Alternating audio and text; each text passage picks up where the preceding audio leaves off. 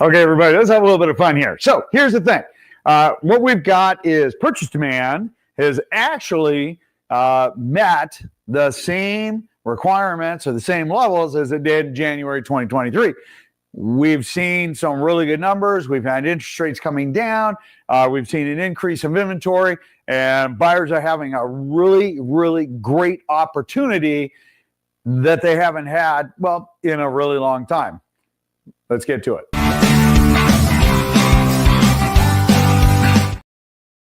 All right, so that music just cracks me up. I have to commend my team who create my little shorts and the different information that comes out on these videos, which is awesome. And of course, you know, there's nothing scripted here ever. The good news about doing market updates every single week. A lot of people actually I was chatting with last week. I was down at a conference teaching. And before that, you know, I had a chance to speak with a couple of clients, and they're like, man, it is funny how a year ago you predicted exactly what was happening now. And I said, that's awesome, because now we're going to start predicting what's going to happen next year based on metrics, based on volume and things like that. And so the funny thing is, as we go through this, as we go through the residential metrics and then new construction, and then the foreclosure element of things, and quick, in fact, we got a little surprise on that one. Remember to put some comments down below. Tell us what you're thinking. If you disagree with me, gosh, I'd love to hear it. And if you have questions, look, we answer. We won't bomb you with anything other than we do get back to you within 30 minutes, except for on Sunday. Anyway, with that, let's talk a little bit about what's going on. So here we go. Purchase demand nears best level since January 2023. Funny enough, we can see from the chart here, we have a upswing and better than where we were at for most of 2023, 2024. We've headed in a very positive direction, 2025, and a lot of that's got to do with inventory. But let's take a look at it. It says purchase applications picked up almost 6% over the week to the strongest pace since September. Despite mortgage rates increasing slightly with the 30-year fix, we'll get into that one a little bit. Purchase applications for conventional FHA and VA loans increased as a potential home buyer continues to shop around. Now, here's the thing, super important. We're going to talk about FHA during the foreclosure side of things, and we're going to talk about FHA, USDA, and VA because those are all insured, government-insured loans. They have a lower point of threshold, higher ratios, but they also cost more. So keep that in mind, which as we roll into the foreclosure side of things. All right, let's get back to it. All right, so it says down below, purchase activity rose 6%, seasonally adjusted basis, and 3% adjusted, climbing 31% above the same week a year ago. After the slower stretch in late summer and early fall, purchase volumes are finally showing signs of seasonal resilience. Almost didn't get that out. Anyway, I'm very resilient, and that's why I was able to spit it out. Anyway, nonetheless, here we go. So what we're saying is, listen, we have more inventory. We have lower rates. Even though they've been creeping up a little bit of late, they're still significantly lower. We have a pent-up buyer demand, not only in our state, but in a lot of states. In fact, we're not even the best state, but we're very close to it. We're still in the top 5 as far as the sweet spots across the United States, despite the fact that the powers that be in Olympia want to tax the living crap out of us and make us feel like, well, that we don't deserve what we earn. Anyway, I'll get off my soapbox. Moving on. All right. So as we roll along and we take a look at the news as we go, purchase demand nears best levels. When we have the bottom right, home price appreciation keeps cooling, and we have new loan limits coming into focus. Rates are going up, and then of course we have our November newsletter. Again, where is it? Here it is. Your batteries. Swap out your batteries and your smoke detectors. Do it now. Okay. It is the smartest thing to do. It's going to take you, I don't know, 30 seconds per smoke detector. It's super brainless. If you need help, reach out to us. I can send out a handyman. I can walk you through it over the phone. It's super, super simple. Okay. The key is you need to make sure that that is in place because it protects your families. As we start burning candles, as we've got some of them are CO and smoke detectors. If you have a bad heat exchanger, look, it's a silent killer. These things will help you. So keep that in mind. All right. When we talk about other news that's going on, again, the foreclosure side is going to be super important. We'll hit on that one shortly. All right, let me get myself out of the way here. Let's take a look at the running 7-day average of Freddie Mac. As you can see, even though we've taken a little bit of an uptick, we're still 0.5% lower in rate than where we were at last year. That's super important because then as we roll over and we take a look at what's going on in the market, the good news is, last week we're at 15 days on market average. We've dropped down 3 days. We're at 12 days on market on average. In fact, the list to sales price is 97%, which is the same as where it was this time last year. Although year to date, for the first time, I think we brought down just a tiny little bit. Not very exciting, but a tiny little. All right.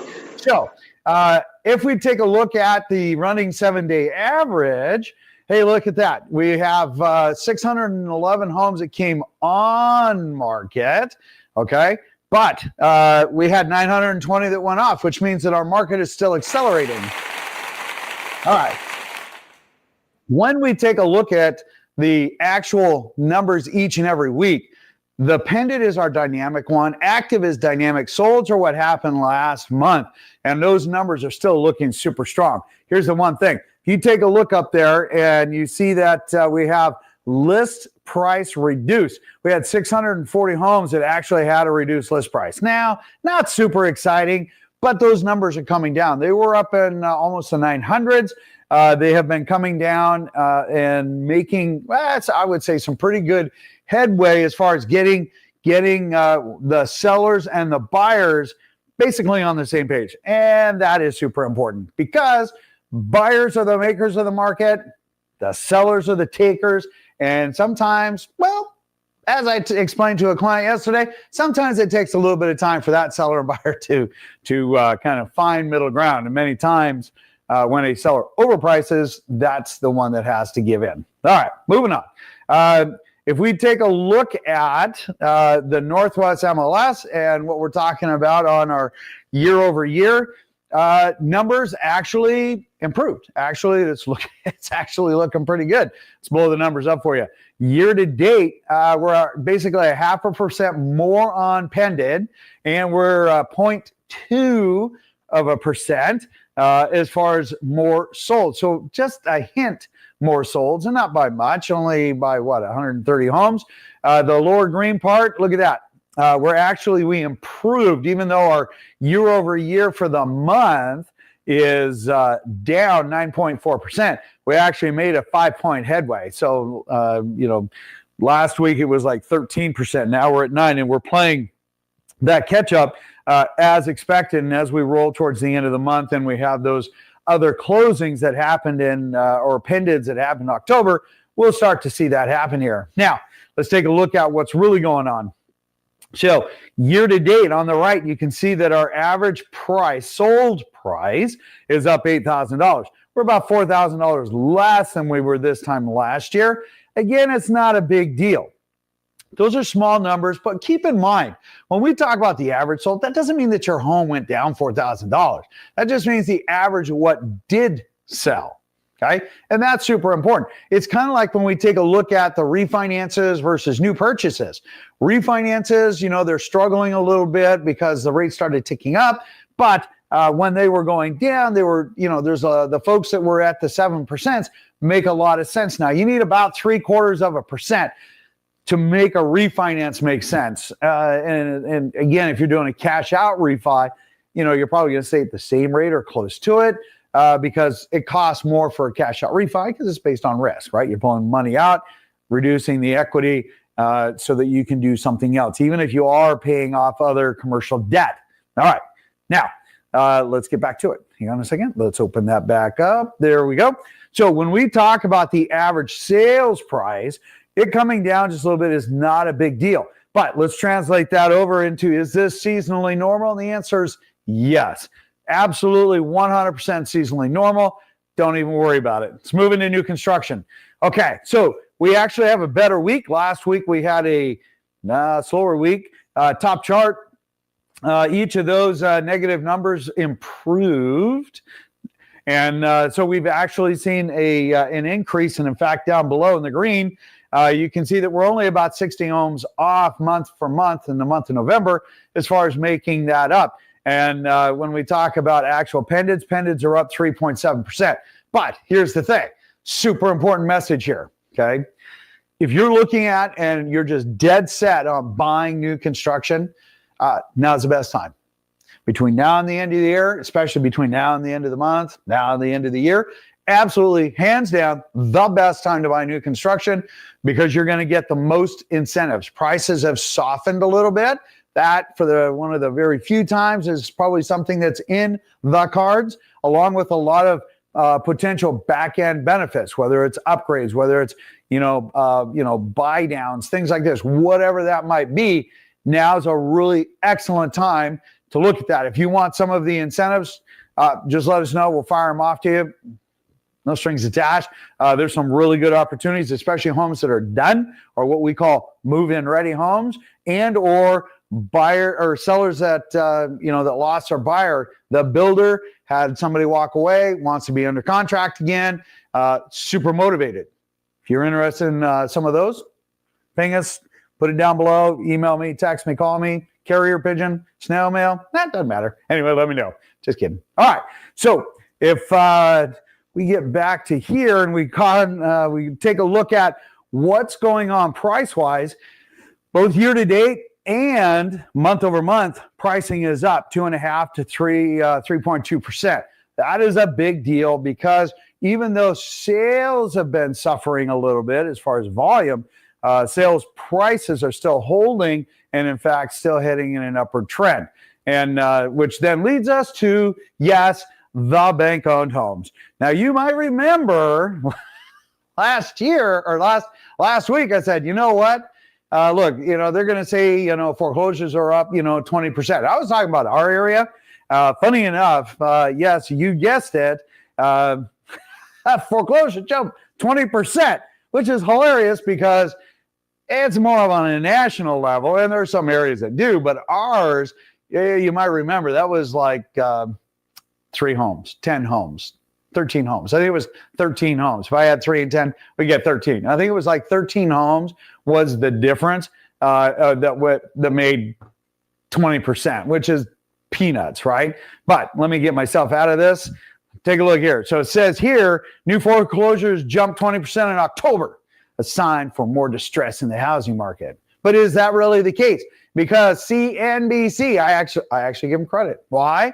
Because in the article it says even with these increases, activity remains well below historic highs.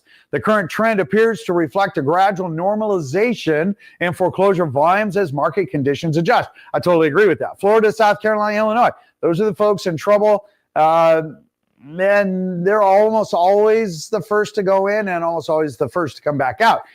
Looking specifically at completed foreclosures. Now that's, you might be saying, what? Okay, so the difference is there's a difference between somebody going into foreclosure versus somebody who goes into foreclosure and they complete the process, meaning becomes a bank-owned home.